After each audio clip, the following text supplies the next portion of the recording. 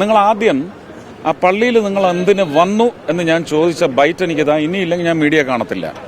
പള്ളിക്കകത്ത് എൻ്റെ ആചാരപൂർവമായ ചടങ്ങിന് വരരുത് എന്ന് ഞാൻ പറഞ്ഞ സൗണ്ട് വീഡിയോ എനിക്ക് വേണം. ഇല്ലെങ്കിൽ ഞാൻ നിങ്ങളെ ഇനി കാണില്ല.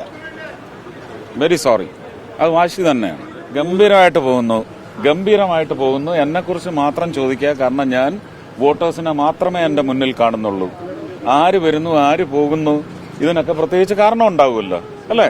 അപ്പൊ അതുകൊണ്ട് ഇല്ലില്ല എന്റെ കാര്യം ചോദിക്കുക.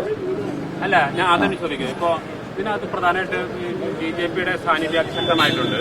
അത് കണ്ട് പേടിച്ചിട്ടാണോ ചില സ്ഥാനാർത്ഥികൾ മാറി വരുന്നത്? അതൊന്നും ചോദിക്കാതെ അതൊക്കെ അത് അവരുടെ സംഘടനയുടെ കാര്യമാണ്. അവരാ തീരുമാനിക്കട്ടെ. എനിക്ക് പ്രസക്തിയില്ല. എനിക്ക് വോട്ടേഴ്സ് മാത്രമാണ് പ്രസക്തമായ ഘടകം ഇതിനകത്ത്. ഞാൻ വോട്ടേഴ്സിനെ മാത്രമേ എന്റെ മുന്നിൽ കാണുന്നുള്ളൂ. അയ്യോ, അതൊക്കെ അവരുടെ കാര്യം. നിങ്ങൾ എന്തിനാ എന്റെ പേരെഴുതി ഞാൻ വന്നില്ലേ? ഞാൻ വോട്ട് ചോദിക്കുന്നില്ലേ? എന്റെ വോട്ടേഴ്സ് ഇല്ലേ? അയ്യോ, അത് അവരുടെ പ്രശ്നം. എനിക്കറിയത്തില്ല. ഞാൻ അതിനെ കുറിച്ച് 3-ാം സ്ഥാനത്തോ 10-ാം സ്ഥാനത്തോ പോട്ടെ. അതിനെന്താ? അതിനെന്താ? ആയിക്കോട്ടെ.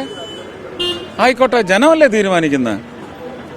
അവരല്ലല്ലോ തീരുമാനിക്കുന്നത്. ജനമല്ലേ തീരുമാനിക്കുന്നത്? വോട്ടേഴ്സ് അല്ലേ തീരുമാനിക്കുന്നത്? ഇത് ഗംഭീരമായി, ഒന്നുകൂടെ ഗംഭീരമായി. അത്രേ ഉള്ളൂ.